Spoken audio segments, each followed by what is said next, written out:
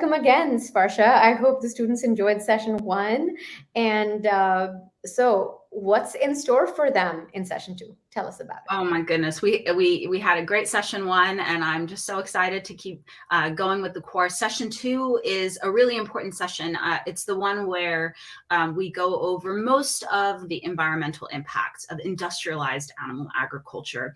So the lecture in large part will be based on the amazing work of Joseph Poore and colleagues at the University of Oxford. So this paper, and you can see my cat in the back there, is really a landmark paper. It's the most comprehensive analysis to date that we have of global animal, just farming in general, but certainly animal farming as well.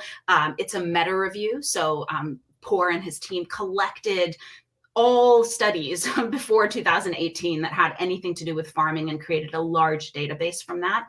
And what's really great about this paper, which was published in Science, our top peer-reviewed journal, is that he looks at the impact across multiple planetary boundaries, which I think is really a kind of the way that I think about the impact of the environment. So we'll talk about that paper.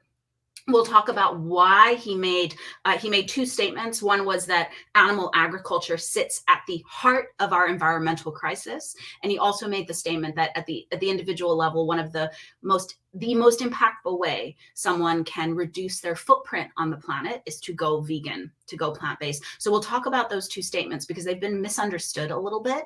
And I want students to have a really good understanding of why he made those statements, what the evidence is that backs those statements up really well.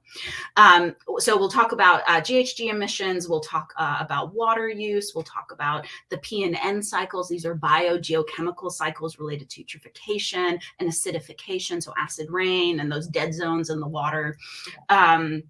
We'll also talk about deforestation, about land use. And about deforestation, I think one of the connections I hope to make for students that isn't made very clearly, I think, is how currently this is based on Matt Hayek's amazing work that was published in Nature. He's a professor at NYU.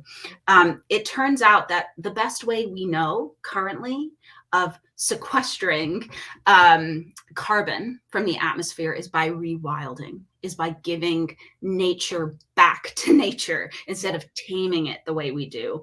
And his work shows that at the low end estimate, if we shifted to plant-based diets, we could sequester 99% at the low end of our entire carbon budget by 2050. So the magnitude of nature, the power of nature to help us out is immense, and it buys us time with climate change. So I want that to come out very clearly for students, that this is an issue of time as well. Yeah, that is amazing, and some really urgent objectives over there as well. The sooner we turn plant-based and embrace veganism, the better it will be for our own species, because we know that Earth has survived across through geological time without us, and I'm pretty sure it'll continue. It can continue. Just one quick question for the sake of our audience, Sparsha. What do you imply by meta review? Yes. So meta reviews, meta analyses also fit under this umbrella. They're extremely useful for us to get a sense of what is scientific consensus on a topic, right? So given a topic, you're going to have so many different different articles that are published, and scientists might be saying different things. There might be different estimates, and certainly in this sector, there are a lot of different numbers flying around.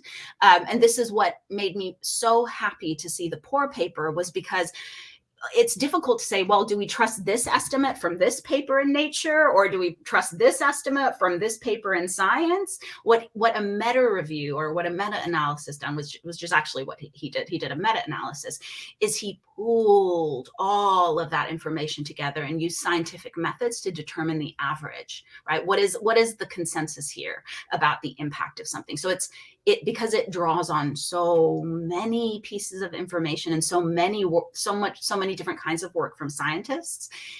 It's the closest we get to saying this is kind of what the research altogether shows us.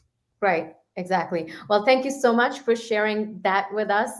Definitions are important, and we continue to endeavor to share with our audience here on LinkedIn all the amazing work that you're doing, session after session. So, all the best for session 2, and we'll see you for session 3. Sounds good. See you then. Take care. Thank you.